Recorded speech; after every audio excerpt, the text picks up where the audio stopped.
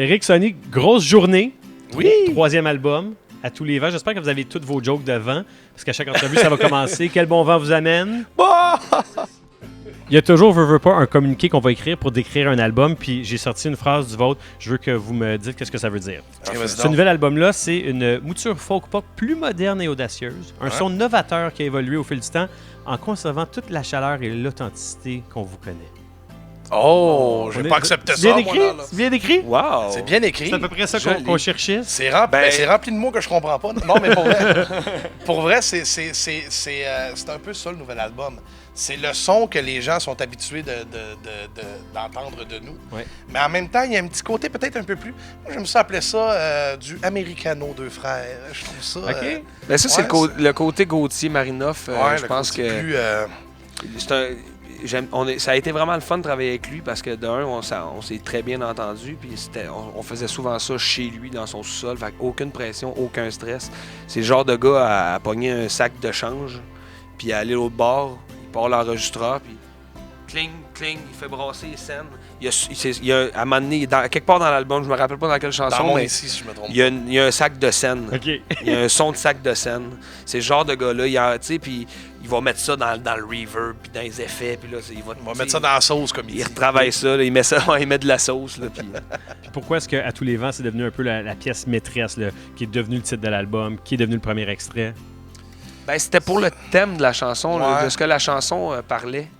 La chanson traite de la résilience, de se rendre compte de ce qu'on a sans nécessairement courir après ce qu'on n'aura jamais, tu sais.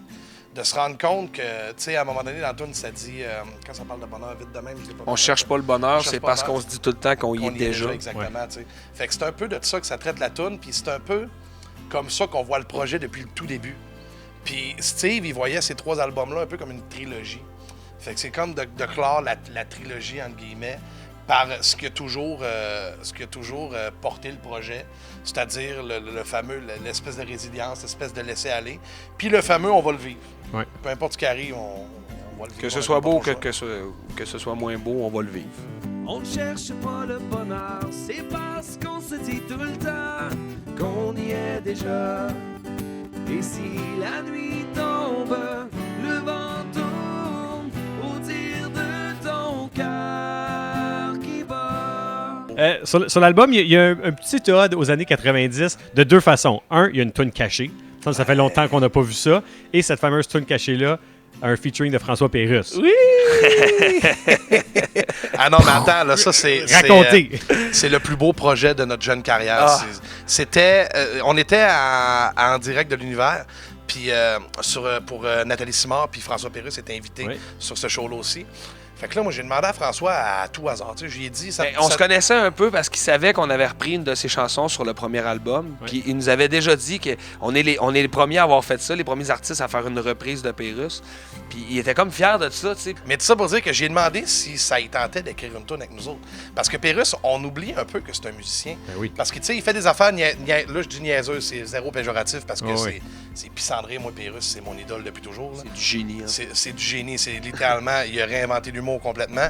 Mais on oublie que c'est un musicien puis que c'est un compositeur hors pair. Fait que j'ai demandé, ça te tente-tu d'écrire une tune avec nous autres? Puis lui, il avait l'air honoré de ça. Fait que quand il a eu le temps de trouver une tune cachée pour mettre sur l'album, parce qu'on s'est rendu compte que 10 tunes, c'était pas assez.